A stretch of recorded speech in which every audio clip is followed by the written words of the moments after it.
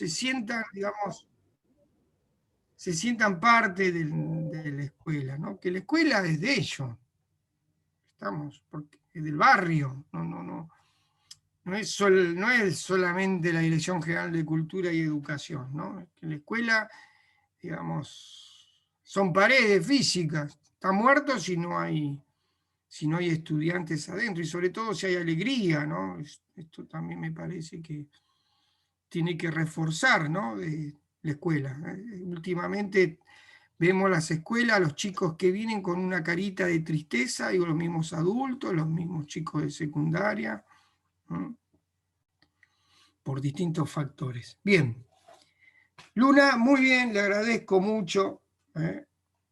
Esto de fortalecer las identidades también desde el punto de vista grupales, también eso es una variable que hay que tener en cuenta con lo que dijo Luna, ¿no? Digamos, desde lo grupal también se hace esto, se hace visible muchas cosas que a veces nosotros no tenemos tiempo porque venimos corriendo de una escuela, vamos para la otra, entonces a veces tenemos que parar un poquito la pelota y escuchar a los estudiantes. Bien, gracias Luna, me encantó. ¿Quién más le tocaba incluir temas o problemas personales para los alumnos? ¿Alguien lo tenía?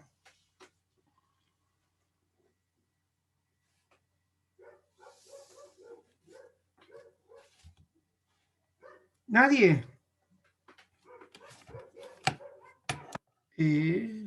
75.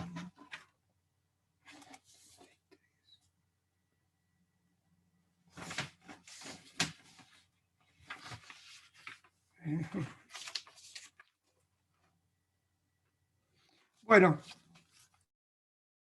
o si no hacemos lo siguiente, aprovechamos. A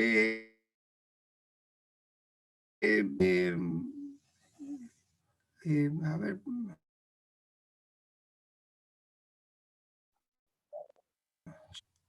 ¿Está ahí? Se corta, Luis. Se cortó, no se escuchó lo que dijo. Que me preguntó.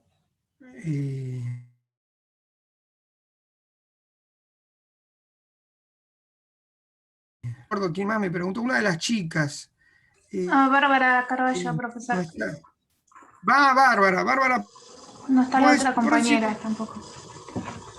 Bueno, y vos se comunican con Morales, se reparten el tema son problemas personales y evaluar sus alcances, errores y mejores, estimular la autoevaluación. El 8 y el 9, ¿puede ser? ¿Sí? Bien. Bueno. Profe. Sí.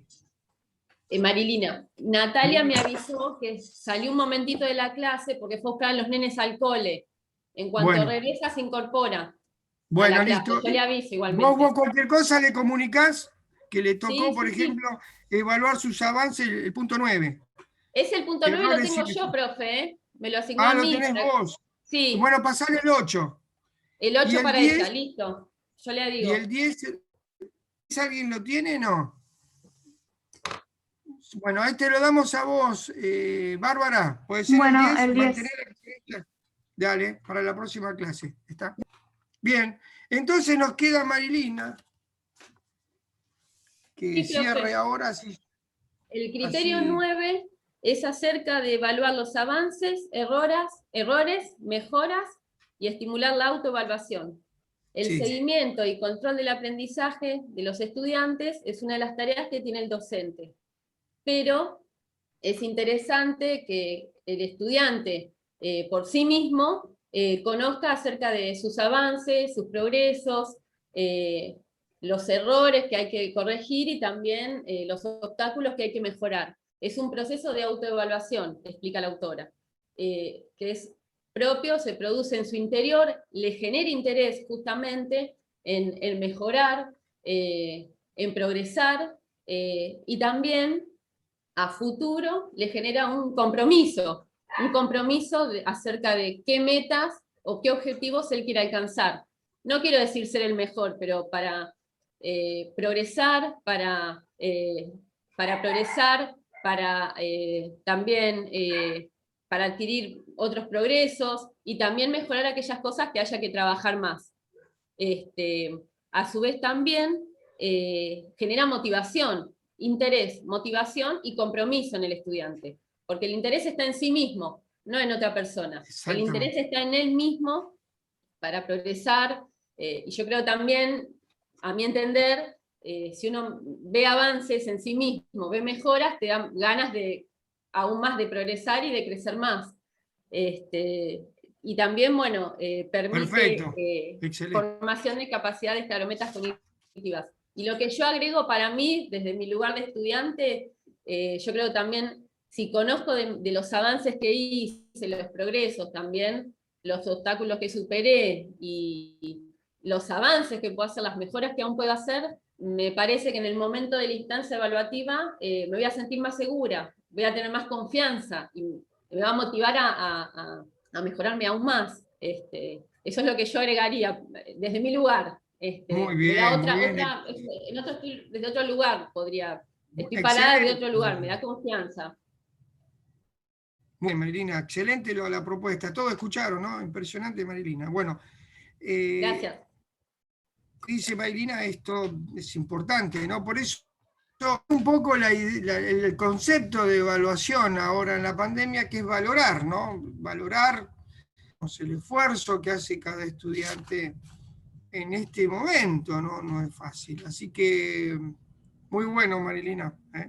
Muchas gracias por compartir su interpretación, gracias. ¿no? La evaluación, que sea parte, digamos, de lo cotidiano, ¿no? Algo colgado, ¿no? Yo cuando me acuerdo cuando era estudiante, nos portábamos mal, saquen una hoja y nos tomaban prueba como un castigo, ¿no? Y bueno, y ahora volvemos a esto de que, digamos, ¿qué es evaluar, no? Porque, digamos, para la autora, la presencialidad, ¿no? La autora habla que es un componente integrado a las prácticas de la enseñanza y el aprendizaje, ¿no? O sea que tiene que estar en todo el proceso la evaluación. Yo evalúo cada aspecto. Ustedes, no, digamos, no se dan cuenta, pero yo evalúo cada cosa que dicen ustedes, ¿no? Yo lo tengo.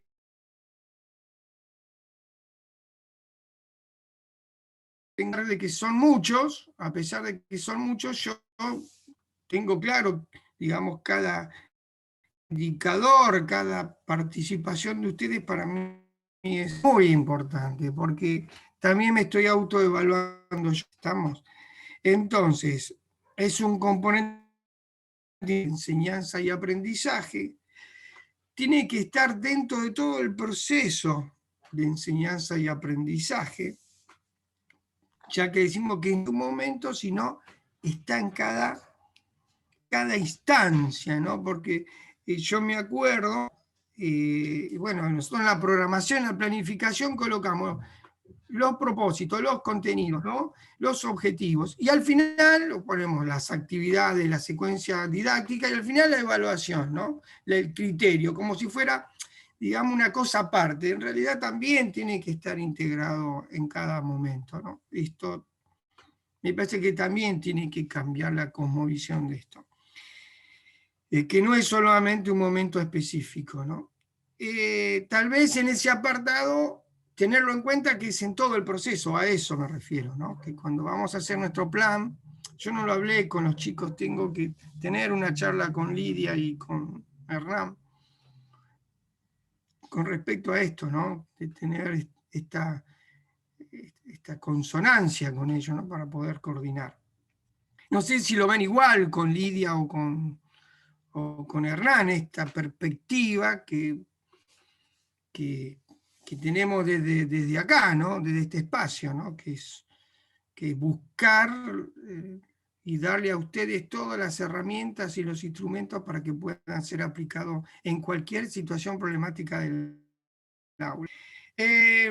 Otro aspecto interesante de la evaluación es que es un proceso continuo, es por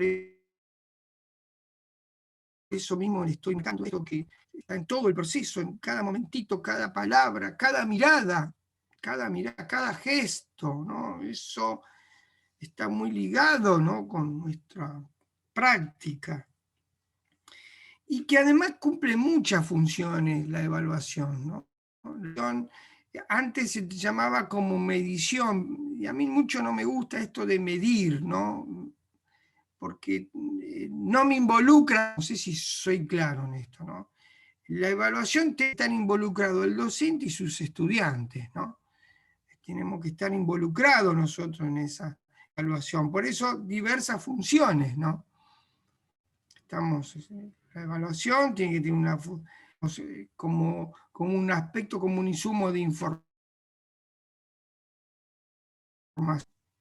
De qué manera voy a profundizar yo la metodología, las estrategias, cómo me voy a ubicar yo como rol, ¿no? De docente, esto que yo leo a ustedes, que lo habrán visto con Lidia, esto de la simetría pedagógica, ¿no? El rol que tiene cada uno.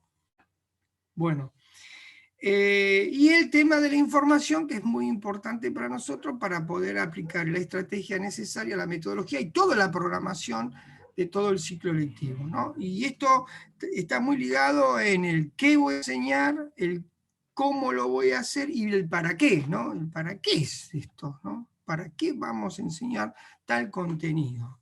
¿Estamos? ¿Alguna pregunta? Profe, ¿me escucha? Sí.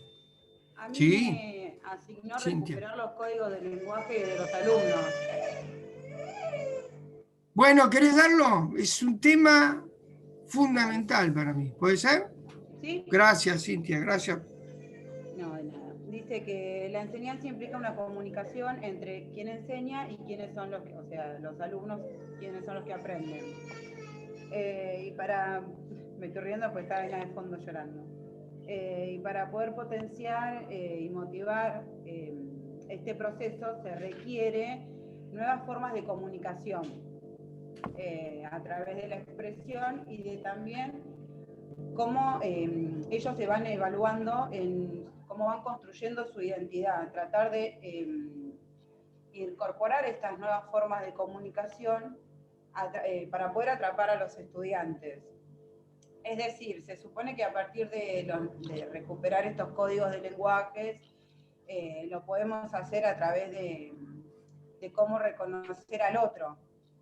Y de esta manera se puede hacer integrando a través de la cultura, es decir, de manera visual, con películas, con cine, de la música, del deporte, para que puedan integrarse todos juntos, más allá de que tengan diferencias culturales o diferentes lenguajes. De esta manera poder recuperarlo. Muy bueno, Cintia. Me encantó ese punto. Esto va para todos, no solamente para Cintia, sino para todos los integrantes. ¿Qué es lo que tengo que hacer yo? Hablo como ellos el código, porque el código es una parte esencial de la comunicación, ¿no? Es lo que nosotros nos hace entendernos entre nosotros, ¿no? Como profesores con el vocabulario, que es una de las categorías que nos solicitan, digamos, distintos diseños curriculares, el vocabulario específico de la materia, o tomamos el vocabulario de ellos. ¿Qué opinan ustedes? De acuerdo a su experiencia como estudiante, ¿qué les parece a ustedes? ¿Cómo tendría que ser nuestro código? Escucho. Y hay una delgada línea ahí, Luis. Me parece que, en mi opinión, no es muy certero incorporar totalmente todas las costumbres y los nuevos lenguajes que tienen ellos, ¿no? Pero sí, de alguna manera, respetar lo simbólico de lo que ellos están manifestando.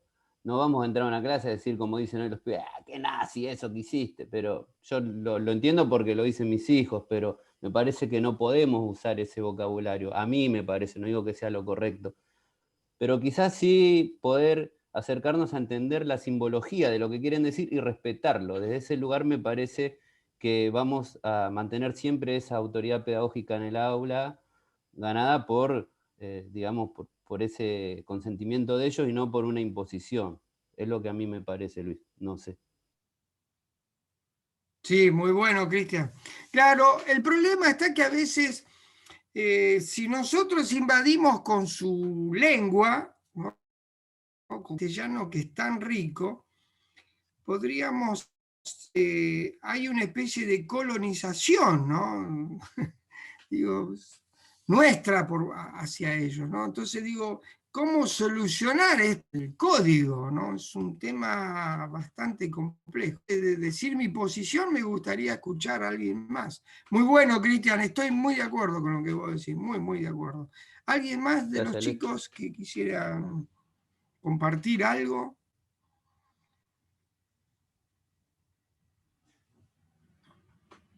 Bárbara, Ailén, ¿no tienen algo como puedan?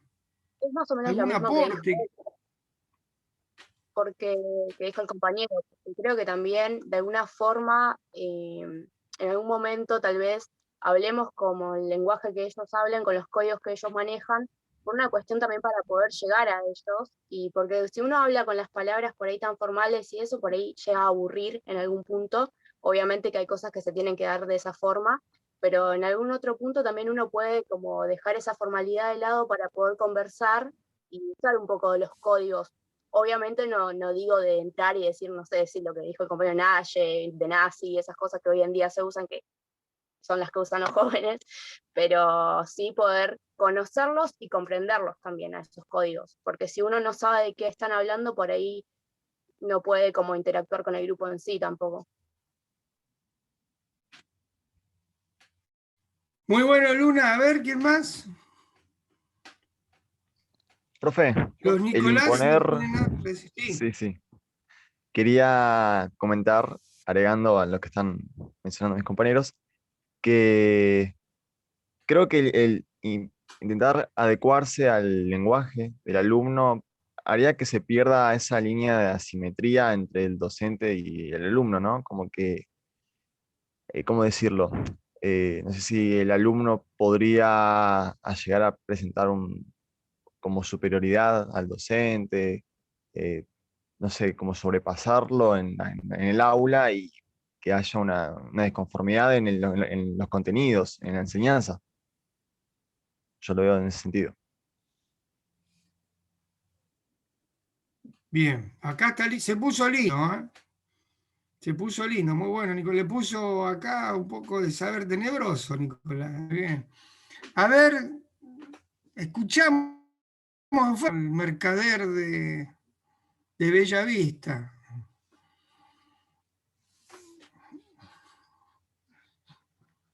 Bueno, puedo agregar algo más, Luis. ¿No hay más ofertas? Sí, puedo agregar algo más. A ver. Bueno, yo voy a contar algo personal. Yo estudié en el Industrial de Muñiz, entre otras instituciones, porque anduve, me gusta como mercader ir por todos lados. Y bueno, tuve un profesor... Y tiene pinta de mercader, mire usted, Cristian. Fui mercader también.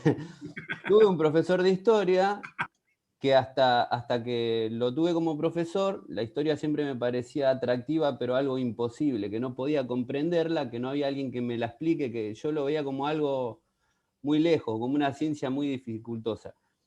Bueno, este profesor la verdad que pudo comprender esta cuestión, ¿no? De relacionarse con los estudiantes, de respetar los símbolos, de contar la historia de otra manera, de dejar abierto el diálogo, de no cerrar las clases como autoritariamente. Y a partir de él, que fue el único profesor que tuve en años, yo la secundaria la hice en muchos años, porque fui, vine, abandoné, agarré, creo que hice como 8 años de secundaria en total.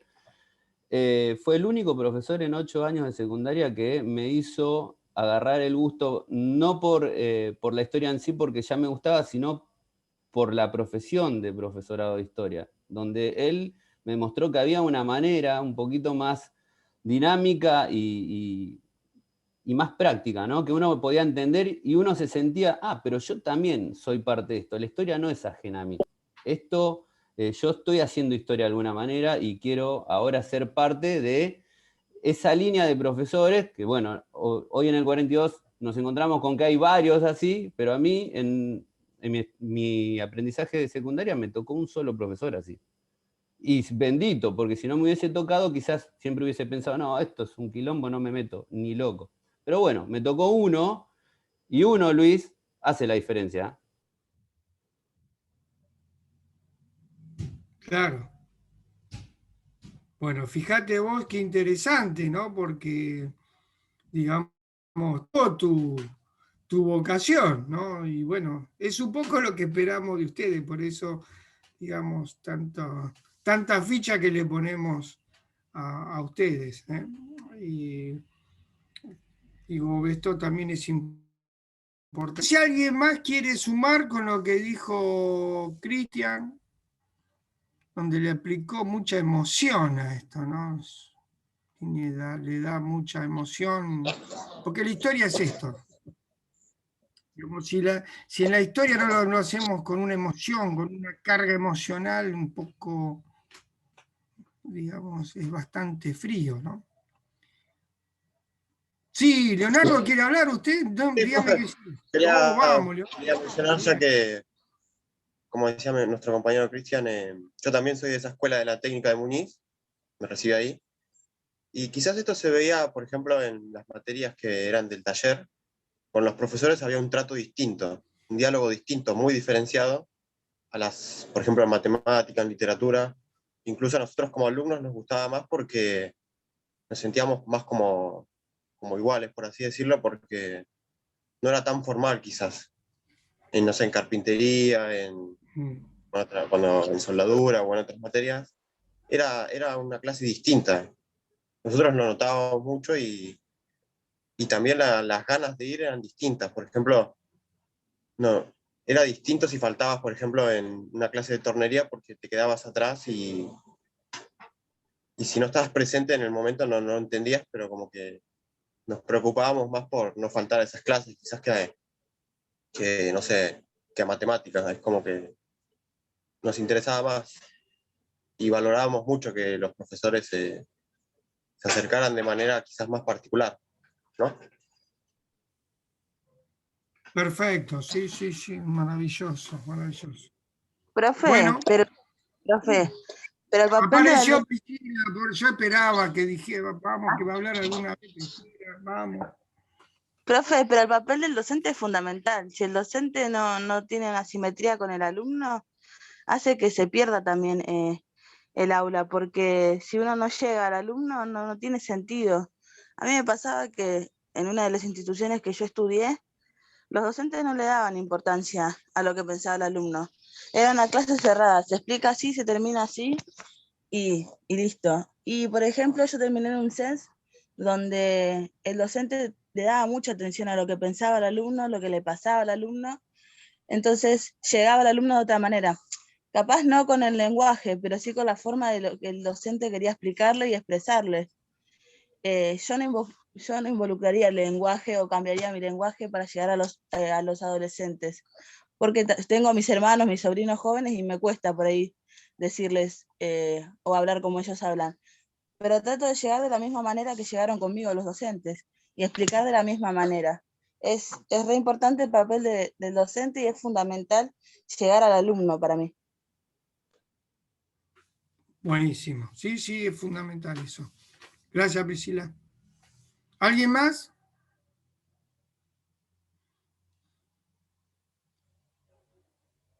Bueno, esto se puede explicar desde la experiencia, ¿no? Como lo marcaron ustedes, como lo vivieron, esa vivencia tan importante con sus docentes, con profesores de historia. A mí me parece que esto me dio vuelta muchas veces a mí con respecto al código, porque, digamos, no se da mucha importancia y para mí es un eje estructural, ¿no?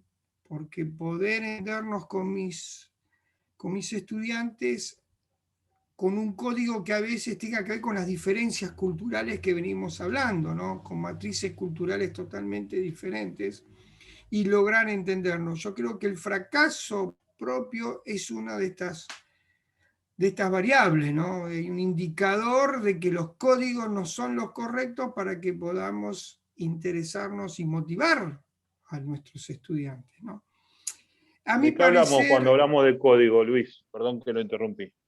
Código es cuando hablamos del vocabulario, por ejemplo, qué sé yo, que yo entre y le diga, guachines, vamos a estudiar tal cosa, ¿no? Digo, entonces, ¿Se entiende? Es un boludo. código que ellos, claro, está codificado y lo tengo que descodificar muchas veces. Bueno, la idea esto de descodificar, mucho, no sé si es tan viable, sobre todo con los chicos que se encuentran alejados del urbano. Los que están urbanos mejor se manejan con un código neutro, ¿no? Muchas veces estudiantes que vienen y dicen, por ejemplo, viene el ómnibus, ¿no? No dicen el colectivo, no dicen, entonces digo, ahí hay digamos, influenciado muchas veces por los medios de comunicación masiva. Entonces, hay ciertos vocabularios neutros que van influyendo en cada uno de los... Lo mismo cuando nosotros reducimos las palabras, ¿no? Que yo, buen fin de, ¿no? Vamos, qué sé yo, buen fin de, te vas de vaca, ¿no? Digamos, también me parece que también del pensamiento de cada uno. Yo, por ejemplo, cuando tengo reuniones gremiales con otros compañeros, y ellos dicen los pibes, yo no, yo antes, porque a mí me parece en ese lugar, lo tratamos, a veces me parece, me da una sensación de que parecía que fueran inferiores, ¿no? Y yo en eso no entro en ese jueguito, no entro en el conflicto. Entonces yo, me parece, son estudiantes como corresponde, ¿no? Tienen un rol, ¿no? De estudiantes, ¿no? Un rol importante que tiene nuestro pueblo, de estudiar y tratar de dar y buscar, ¿no? Esto que decía un poco Cristian, ¿no? De buscar esa necesidad de, digamos, de llevar adelante una vocación, un llamado que uno quiere hacer. Bueno, entonces, a mí me parece que me fue muy bien y quiero compartirlo con ustedes, es cuando con los estudiantes había momentos que utilizaba el mismo código de ellos, pero mi objetivo era siempre ampliar. ¿Qué significa ampliar, no? Por ejemplo, había un concepto de esclavo que no sabía, o sea, sonaba esclavo, pero digo, conceptualmente, ¿qué era un esclavo, no? Y entonces, no sé si lo conté a esto, yo le dije, ¿tu papá de qué hora a qué hora trabaja? Mi papá se va a las 6 de la mañana y viene a las 11 de la noche. Bueno, esta es un parte, digamos, dice, ¿no? Es una explotación en similitud, digamos, de que uno se encuentra en el club porque no está con su familia. Bueno, entonces digo, ampliar me parece un poco el código, ¿no? Digo, ampliar el código significa entendernos, ¿no? De lo que estamos hablando, ¿no? Lo que permite de ampliar el código y ampliar con ustedes, que es un poco que no sé si se dieron cuenta, pero lo que buscamos en los conceptos, la visión es ampliar, ¿no? El conocimiento sin quitar la autonomía del estudiante. Seguimos con esta concepción, ¿no? Es ampliar el vocabulario, que tengan su código, por supuesto. ¿Sí? Si en la casa, vieja, ¿sí? Me hiciste la mila, bueno, digo, buenísimo, ¿no? Digamos, no sacárselos a esto, no para nada. Pero cuando decimos, qué sé yo, imperio, que sepan de lo que estamos hablando, ¿no? Es eso, simple y sencillo, ¿no? Yo sé que, digamos, nosotros tenemos que bajar, digamos, tenemos que hacer la transposición didáctica, se llama. La transposición didáctica es que yo humildemente vaya al llano y de acuerdo a los códigos que manejan los estudiantes, yo ampliarle el código y la información. ¿Estamos? Que no queden afuera de cualquier propuesta o situación problemática que en algún momento le pueda llegar. ¿Sí? Tengo estudiantes ahora que manejan cuadrillas en el municipio y me decían, che, ¿te acuerdas, profe? ¿Te acuerdas cuando me decías tal cosa? Bueno, yo como lo uso ahora, me sorprendieron, porque yo lo hacía en forma... Nunca pensé en eso, ¿no? Que algunos pudieran tener. Entonces digo, a eso es un poco, me parece que tenemos que apuntar nosotros, ampliar digamos, en ellos, sin quitar, ampliar, digamos, el código, ¿no? No sé si todos estarán de acuerdo con esto, pero me parece que un poquito como dijeron cada uno, mantener lo simbólico, digamos, ampliarle, ¿no? Que también hay conceptos que encierran otras cosas que ellos no, tal vez no, son muy alejados a su... Hay cosas que son sanas y que no... Que lo dicen por respeto y que dicen, sí, sí, ya lo sé, como decía Kush, ¿no? ¿Cuándo vamos a aprender, no? Esto de cuándo vamos a aprender. ¿Cuándo vamos a aprender nosotros, docentes, a enseñar? Esta es también la propuesta, ¿no? ¿Cuándo nosotros vamos a aprender a enseñar? ¿No? Entonces, esto no es una cuestión del que los otros tienen que aprender, no, sino que cuando yo tengo que, me parece que es revisar mis prácticas constantemente en cuando yo voy a aprender a enseñar y que los otros me entiendan, chicos, que me entiendan.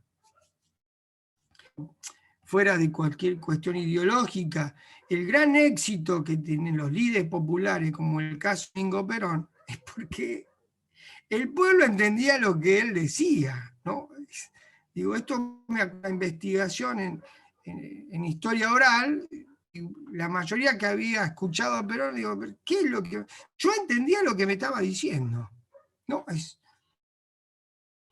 mucho los políticos, ¿no? Hacen oratorias, qué sé yo, digo, pero no tenemos esta interpretación de lo que dijeron la mayoría de ustedes. ¿Cómo interpreto yo, cómo logro entender a mis estudiantes y yo cómo comunicarles, ¿no? Y compartir mi propuesta didáctica, ¿no? Entonces, esto, ténganlo presente siempre, chicos, ustedes, ¿no? Tratemos, no vamos a equivocar, ojo, esto no es 2 por 2, 4, o 2 más 2, 4, como decían, no es así, esto no es así, digamos.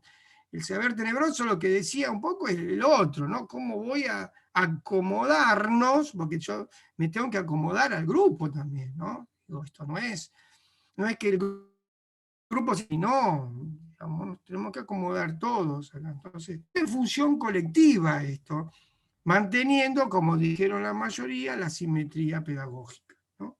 Bueno, no sé si hay alguna pregunta que parece que hay que profundizar o no entendieron, interrogante con respecto a lo que le dije, ¿no? Me parece que esa sería la propuesta, ¿no? Ampliar, y bien, digamos, esto les produce cierta seguridad, ¿no? Esto nosotros también, no está dentro de la motivación, pero la seguridad que nosotros le podemos fortalecer en cuanto a su mirada, a su forma de hablar, ¿no?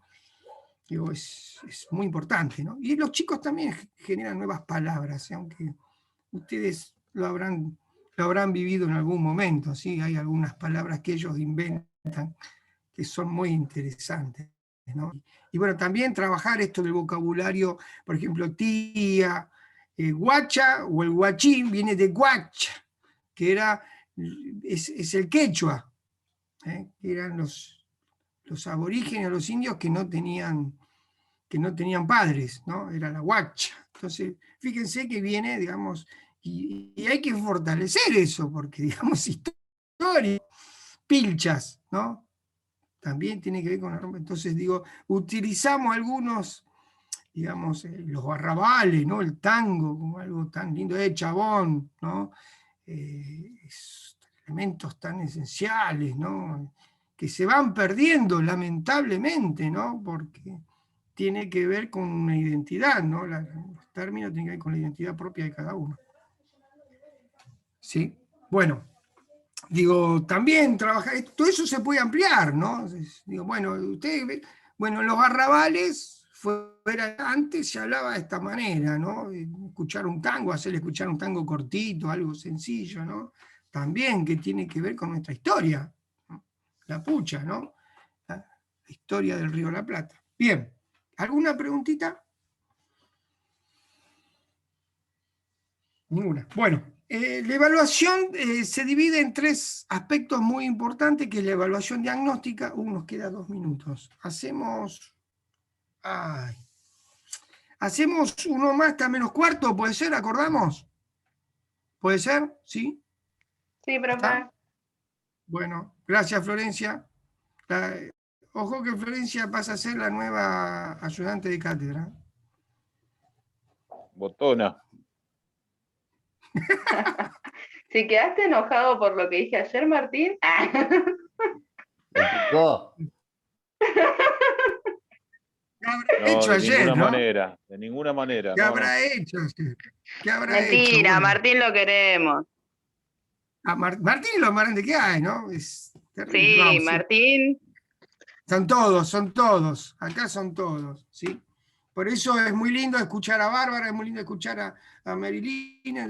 Esas voces para mí son muy importantes, ¿eh? Son voces que tienen que estar presentes en cada clase. Bien. Diagnóstica se hace al comienzo de un ciclo lectivo y la evaluación diagnóstica, no quiero decir que, pero tiene una condición casi sacra. ¿Estamos? Porque es la que a mí me va a permitir la planificación y la programación de todo el ciclo lectivo. Una buena evaluación diagnóstica es casi, podríamos decir, es muy buen comienzo de año y una buena finalización del año. Y esto de la evaluación, ahora vamos a hacer algunos ejemplos. Nos queda un minuto, nos vamos y volvemos. Vamos.